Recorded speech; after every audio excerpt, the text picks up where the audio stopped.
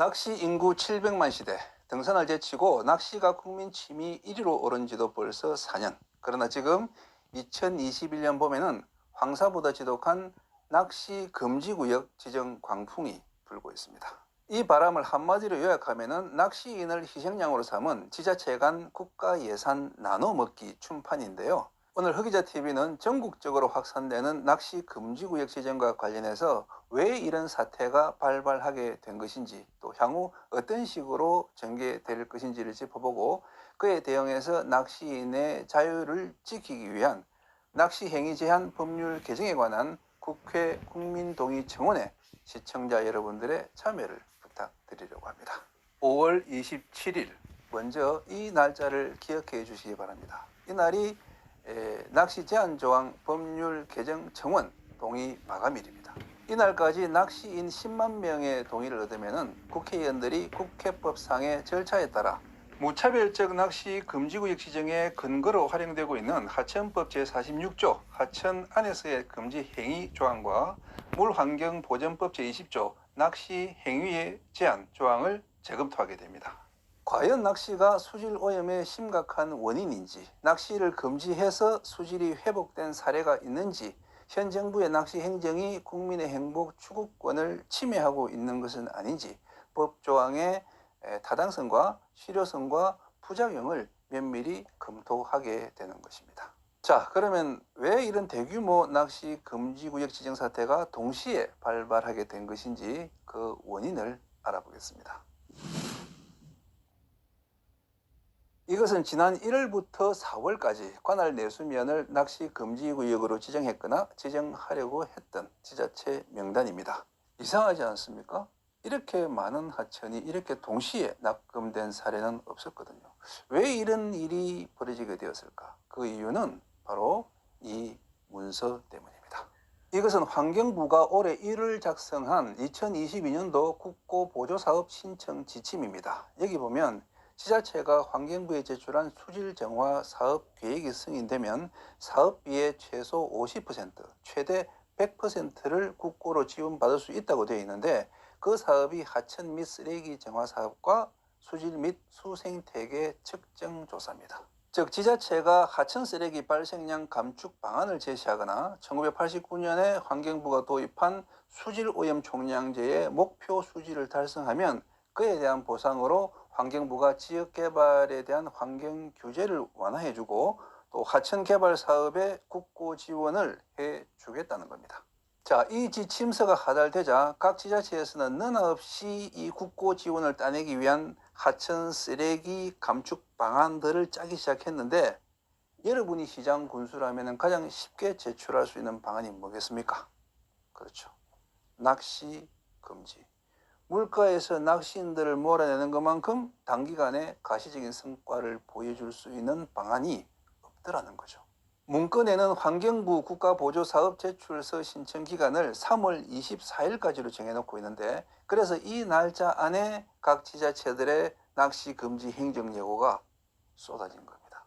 올해 환경부가 확보한 예산 총액은 11조 원, 역대 최대 규모입니다.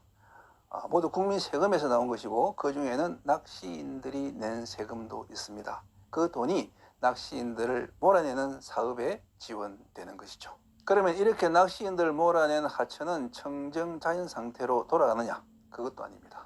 지난 4월 MBN에서 보도한 뉴스를 보시죠. 금강, 동진강과 함께 호남평의 중심을 지나는 만경강엔 다양한 멸종 위기종이 서식하고 있고, 이를 지키기 위해서, 그러니까 환경오염을 막기 위해 낚시나 야영을 금지했습니다.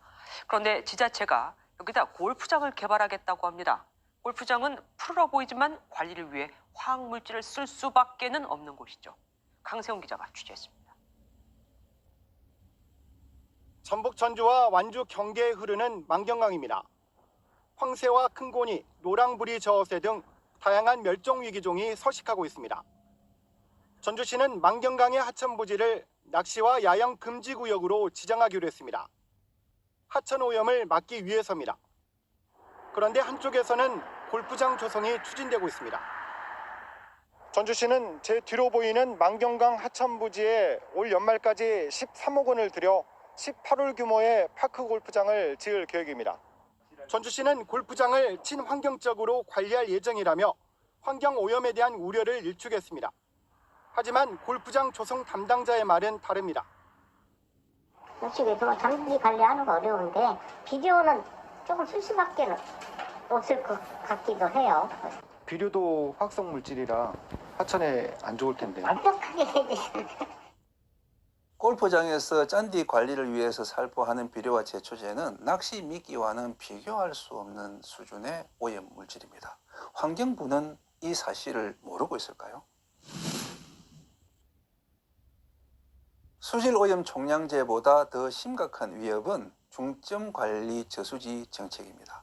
중점 관리 저수지는 수질 개선을 위해서 집중적인 관리가 필요하다고 판정받은 저수지를 말하는데 대부분 낚시 금지 구역으로 지정됩니다. 현행법상의 중점 관리 저수지는 총 저수량 1,000만 톤 이상의 대형지인데 지금 환경부는 그 수질 개선 효과를 높이겠다는 이유로 중점 관리 저수지 대상을 100만 톤 이상으로 낮추어서 그 수를 늘리려고 하고 있습니다. 그렇게 되면 대형지뿐만 아니라 저수지 549개소가 새로 이 중점관리 저수지에 편입되는데 여기에 지금 낚시인들이 즐겨 찾는 유명 낚시터가 포함되어 있습니다. 예컨대 서산 고남지, 음성 소이지, 또 하만 맹관지, 칠곡 하빈지, 화순 백운지 같은 5만 평이 채 안 되는 저수지들까지 중점 관리 저수지가 되는 거죠. 그렇게 되면은 붕어 낚시와 루어 낚시의 A급 낚시터 대부분이 이 낚시 금지 구역 예비 후보로 올라갑니다. 그중에서 이미 서산의 유명 낚시터 자몽지는 이번에 중점 관리 저수지로 선정되면서 낚시 금지되었습니다. 그리고 나서 서산시장과 서산시 공무원들은 이렇게 축하 꽃다발을 들고 사진을 찍었는데요. 자몽지가 중점관리 저수지 우선 대상인 5급 수질 판정을 받음으로써 수질 개선 사업비로 확보한 돈은 무려 500억 원. 오해하지 마세요. 수질 관리 잘 했다고 주는 돈이 아닙니다. 수질 관리 잘 못해서 5급수를 만들었다고 중점 관리하라고 주는 나랏돈입니다. 그리고 서산시는 수질 오염의 원인을 낚시인들에게 뒤집어 씌워서 이렇게 5월 10일부로 낚시 금지시켜놓고 거기에 수상 스키장을 건설하려고 하고 있습니다. 서산 지역구 성일종 의원의 야심찬 포부를 들어보시죠. 자몽저수지를 앞으로 우리 서산 시민들이 아주 자랑스럽고 또 힘들고 어려울 때 또 휴식이 필요할 때 오셔서 이 공간을 우리 모두가 좀 유용하게 쓸 수 있어야 되겠다 해서 고민을 한 겁니다. 이곳을 우리가 좀 어떻게 시민들한테 돌려드릴 수 없을까, 그리고 생산적인 공간으로 만들 수 없을까 하고 고민을 했습니다. 그래서 이곳에 수상 레저와 문화, 체육이 함께 어우러지는 그러한 제3의 공원으로 만들어야 되겠다 생각을 합니다. 그래서 인공섬을 만들면 바로 이런 형태가 나올 거예요. 인공섬을 만들어가지고.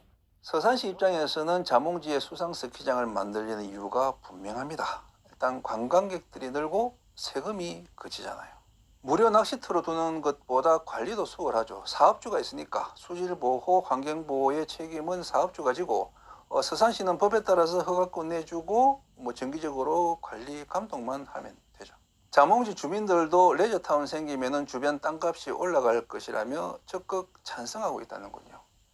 여기서 우리는 이 지자체들이 낚시 금지 구역을 잇따라 지정하는 이유가 낚시로 인한 그 환경 오염 때문만이 아니라 돈과 이권 때문이라는 것을 알 수 있습니다.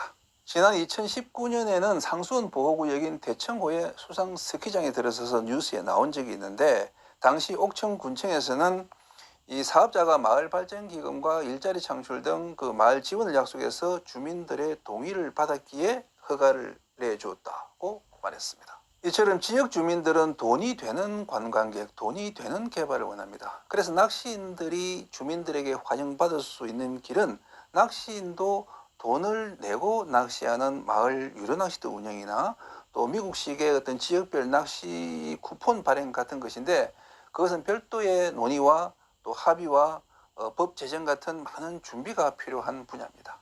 어쨌든 지금으로서는 돈의 관점으로도 이 낚시 금지 구역의 확대를 막을 수가 없습니다. 그러면 어떻게 이 문제를 풀어야 할 것인가? 정치적인 해법 외에는 방법이 없다고 봅니다. 낚시인들이 요구할 수 있는 것은 헌법이 보장하고 있는 국민으로서의 행복 추구권입니다. 국가는 700만 국민들이 즐기는 여가 활동을 보호해달라. 쓰레기 문제는 입이 10개라도 할 말이 없다. 하지만은 낚시를 금지시켜버리면은 반성할 기회조차 못 가지는 것 아니냐. 낚시라는 행위가 주민들에게 불편만 주고 이득이 안 된다면 정부와 지자체가 나서서 상부상조할 수 있는 방안을 만들어 달라. 그런 노력도 없이 그냥 귀찮다고 금지시켜버리는 것은 행정편의주의고 직무유기 아니냐. 그런 요구와 질책을 낚시인 대신에 국회의원들이 정부 관리들에게 하라고 진행하고 있는 것이 바로 이 10만 명 국회 국민동의 청원 운동입니다. 낚시를 오염원으로 특정한 법조항 개정을 요구하는 국민동의 청원.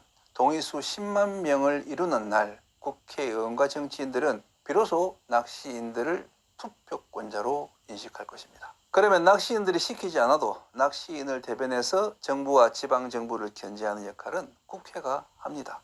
그것이 민주주의 국가에서 국민이 권력을 발휘하는 방법 아닐는지요. 국회 국민동의청원은 청와대 국민청원보다 본인 인정이 까다롭습니다. 하지만 까다로운 만큼 법적인 효력은 더 강력합니다. 까다롭다 해도 뭐 핸드폰으로 하면은 1분이 채 안 걸립니다. 꼭 참여하셔서 10만 명 동의수 달성으로 낚시인들의 목소리를 들려주세요. 자, 국회 홈페이지 들어가셔가지고 들어가시면은 이제 여기 쭉 보면 소통마당의 국민동의청원, 그리고 그중에서 이제 최근 공개순 보시면 여기 이제 낚시 행위 제한 최정에 관한 청원 나오죠. 저기도 보시고 여기 이제 동의하기, 본인 인증 필요하다고 나오죠. 회원은 아니니까 비회원 인정하기, 휴대폰 인정.